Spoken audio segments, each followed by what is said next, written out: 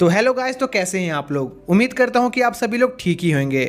तो आज की इस वीडियो में हम ब्लैक क्लोवर मांगा के चैप्टर 266 को कवर करेंगे, जिसका टाइटल है 500 ईयर्स ऑफ आइसोलेशन, जिसकी शुरुआत खून से लथपथ और थकी हुई नैरो से होती है, जो खुद से कह रही थी कि उसका सीलिंग मैजिक सिर्फ पेन और इंजरीज को हील कर सकता था जो उन्होंने अभी तक झेला था, और अगर नेरो इस वक्त हार जाएगी तो उसका सीलिंग मैजिक बंद हो जाएगा, जो एक इकलौती चीज़ थी जिस वजह से ब्लैक बुल्स अभी तक कीरा के सामने टिक पाए थे, क्योंकि उनका सामना जिस पलादिन से हो रहा था उसकी पावर बहुत ज़्यादा थी। लेकिन इसके बावजूद भी ब्लैक बुल्स उनसे लड़कर आस्था के वहाँ पर पहुँचने के लिए जितना हो सके उतना ज़्यादा समय निकालने की कोशिश कर रहे थे। और इस समय गॉज और ग्रे इतने ज़्यादा घायल हो गए थे कि वो लोग उठ भी नहीं पा रहे थे और किसी भी समय उनकी मौत हो सकती थी। पर तभी वहाँ पर कुछ हलचल होने लगती है और एक शैडो ऊपर की तरफ उठने लगती है, जो देखकर कीरा थोड़ा सा कंफ्यूज होता है कि आखिर उसका ओपोनेंट क्या करने जा रहा है। और हम देखते हैं कि वो चार्मी का वुल्फ होता है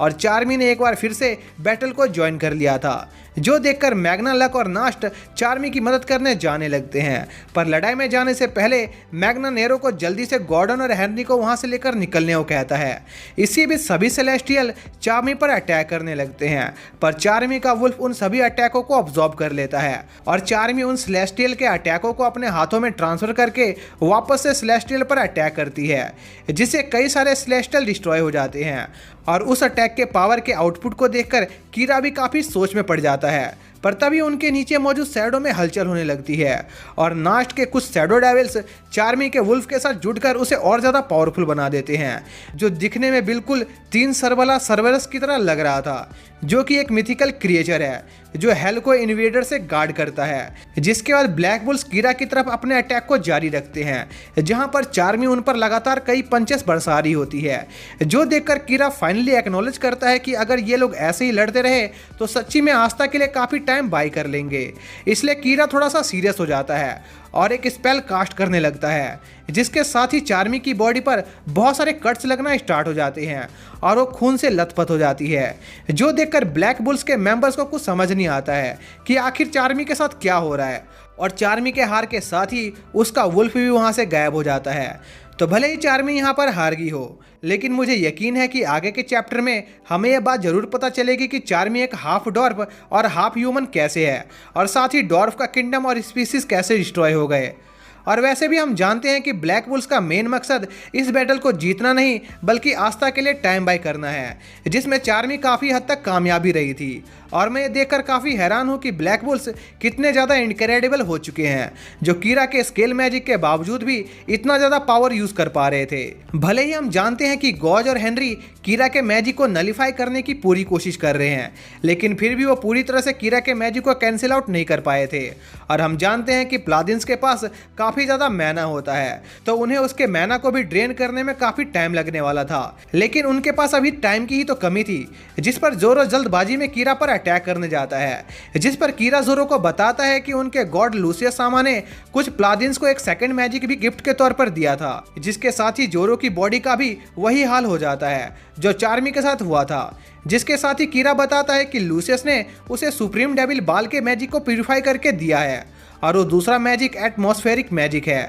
एक ऐसा मैजिक जो दिखाई नहीं देता है। और कीरा इस मैजिक का इस्तेमाल करके ब्लैक बुल्स की किस्मत का फैसला करने वाला था। तो मैं आपको बता देता हूँ कि एटमॉस्फेरिक मैजिक एयर मैजिक का ही टाइप होता है, बस दोनों में फ़र्क इतना होता है कि एयर मैजिक की रेंज और कैपेसिटी एटमॉस्फेरिक मैजिक से बहुत ज़्यादा कम होती है, और एटमॉस्फेरिक मैजिक एयर की सभी 5 लेयर्स को कंट्रोल करता है। और जिस एरिया का एटमॉस्फेयर जितना ज़्यादा डेंस होगा, कीरा का यह मैजिक उतना ही ज़्यादा पावरफुल होगा। और इस मैजिक की रेंज के साथ साथ इसका डिफेंस और ऑफेंस भी काफ़ी ज़्यादा स्ट्रॉन्ग था। तो जहाँ तक मैं कहूँ तो ब्लैक क्लोवर के मैजिक की कैटेगरी ने हमें कभी निराश नहीं किया है, क्योंकि ब्लैक क्लोवर में हर उस चीज़ का मैजिक टाइप हो सकता है जो तुम सोच सकते हो। क्योंकि देखा जाए तो सभी सुप्रीम डेविल्स के पास प्लेनेटरी स्केल के मैजिक मौजूद है, जैसे gravity magic, time magic, space magic, sun और मून मैजिक। मतलब क्या ही बच गया भाई। अब किसी सुप्रीम डेविल के पास वीक फोर्स या स्ट्रॉन्ग मैजिक फोर्स भी हुआ ना, तो मुझे हैरानी नहीं होगी, क्योंकि ये दोनों मैजिक भी नेचर के सबसे स्ट्रॉन्गेस्ट मैजिक के टाइप में आते हैं।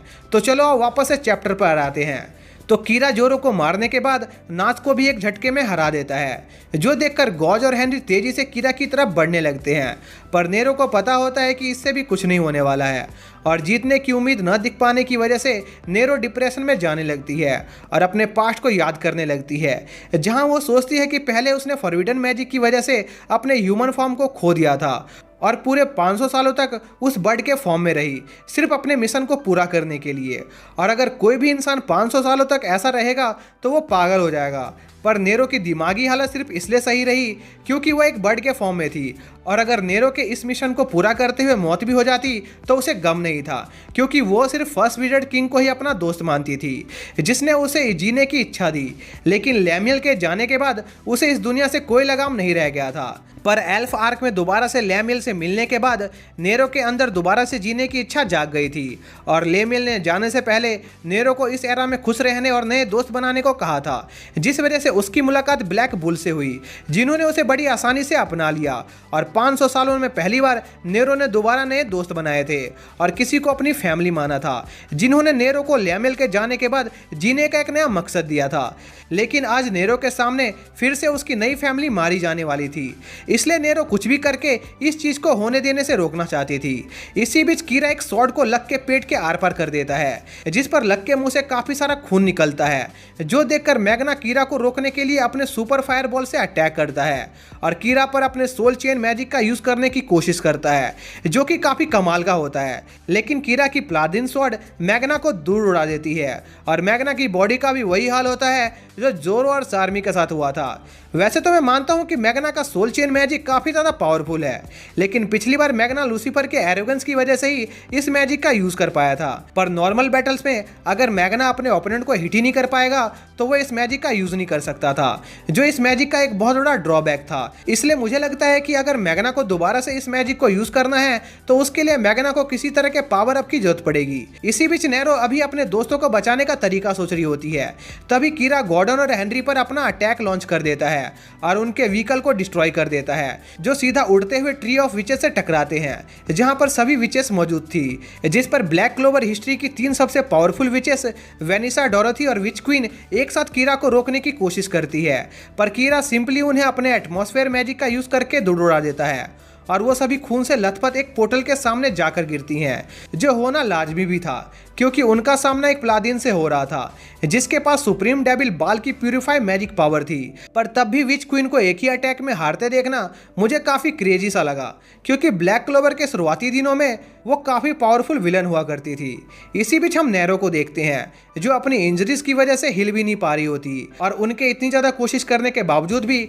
वो लोग अपने ओपोनेंट के ऊपर एक खरोच भी नहीं ला सके थे, और कीरा का स्केल मैजिक टस से मस नहीं हुआ था, जो देखकर नेरो सारी होप्स खोने लगती है और अंदर ही अंदर सोच रही होती है कि ये सारी सिर्फ एक आदमी की गलती है, जिसकी वजह से आज वो जिंदा है, जिसकी वजह से उसके कई सारे दोस्त हैं और जिसने उसे उसका दिल वापस दिलाया, जो कि कोई और नहीं बल्कि आस्था था। और आस्था के बारे में सोचते हुए नेरो अपनी पूरी जी जान लगाकर अपनी पूरी फीलिंग्स के साथ आस्था को बुलाने लगती है और कहती है कि वो आस्था के बिना कीरा को नहीं हरा सकती है। पर कीरा ने इस बीच उन सभी को खत्म करने का फैसला कर लिया होता है, जिसके अगले पैनल में हम देखते हैं कि नेरो की डेस्परेशन और मदद की पुकार अनसुनी नहीं गई थी, क्योंकि तभी नेरो के पीछे एक पोर्टल खुलता है जिसमें से आस्था निकलता है और नेरो के सर पर हाथ रखता है। लेकिन आस्था की नज़र बस अपने सामने मौजूद ओपोनेंट पर टिकी हुई थी और आस्था को वहां पर देखकर नेरो की आंखें खुली की खुली रह जाती है, जहां नेरो को आस्था की प्रेजेंस में फर्स्ट विज़र्ड किंग की झलक दिखाई देती है। और फाइनली मैजिक वर्ल्ड में मौजूद एक ऐसा लड़का जिसके पास कोई मैजिक नहीं था और जो लूसियस का सबसे बड़ा दुश्मन था, वो धीरे धीरे अपने ओपोनेंट की तरफ बढ़ने लगता है और अपने सभी दोस्तों को उनकी मेहनत के लिए शुक्रिया करता है, जिसके साथ ही ये चैप्टर यहीं खत्म हो जाता है। और ब्लैक क्लोवर की मांगा इस हफ्ते ब्रेक पर नहीं है, यानी आस्था और कीरा की बैटल को देखने के लिए हमें ज़्यादा इंतजार नहीं करना पड़ेगा। तो आपको क्या लगता है, क्या आस्था कीरा को एक ही अटैक में डिस्ट्रॉय कर देगा या फिर अगले पूरे चैप्टर में हमें उनकी फाइट होते हुए दिखाई देगी? आप अपना ओपिनियन हमें कमेंट सेक्शन में कमेंट करके बता सकते हैं। तो मिलते हैं नेक्स्ट वीडियो में, तब तक के लिए बाय।